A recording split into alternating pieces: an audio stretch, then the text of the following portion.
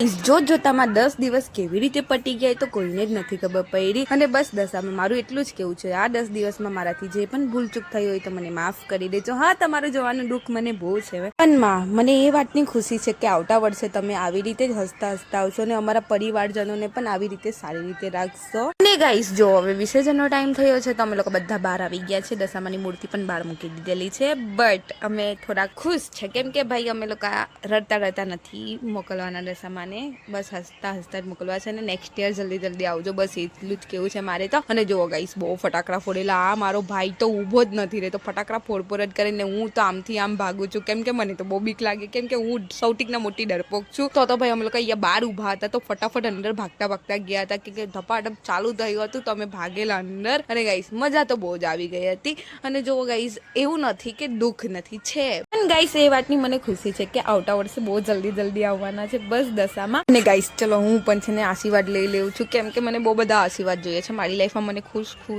બહુ જ ખુશ રહેવું છે અને ખબર છે મને કે ખુશ રાખવાના છે. મેં તો એમ પણ બધા જ ભગવાનને બિલીવ કરું છું.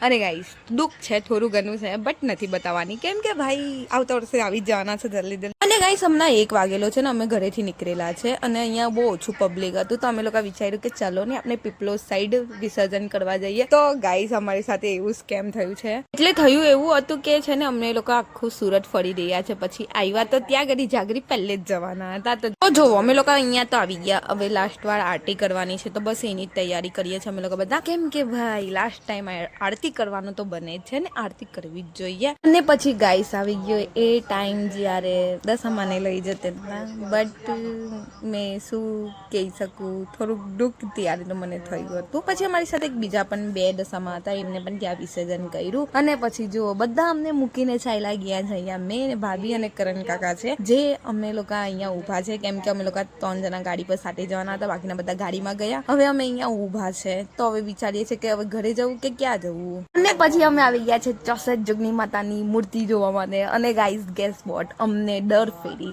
રેકોર્ડ છે, હિસ્ટ્રી છે, બધા છે. મેં શું કહી શકું, મેં એક્સપ્લેન નથી કરતી કે દર ફેરી મૂર્તિ અમને અહીંયા જ દેખાય ને અમને ઉધના દરવાજા રિલાયન્સ મોલની સામે જ અમને દર ફેરી મૂર્તિ દેખાય અને એ જ જગ્યા પણ. હવે મને આ કેવો કોઇન્સિડન્સ છે એ તો ખબર નથી બટ બિલીવ કરો ગાઈસ મેં એટલું એમ નેચરલ ફીલ કરું ને જ્યારે અહીંયા ઊભીને મૂર્તિ જોઉં ને ત્યારે એમ મારે આંખમાંથી આંસુ આવી જાય. મેં તો એમ એટલી વાળીને નજર ઉતારેલી છે કે ભાઈ પૂછો જ નહીં. અને પછી ગાઈસ હવે અહીંયાથી અમે ઘરે આવી ગયા છે અને ગાઈસ આજનો જે બીજો વ્લોગ છે એ કાલે તમને જોવા મળશે. તો ચલો બાય ગુડ નાઇટ. હું તમને મળા કાલે નવા વ્લોગમાં. આવી રીતે ડેલીના વ્લોગ જોવા માટે મને ફોલો કરવાનું ભૂલતા નહીં. Bye good night.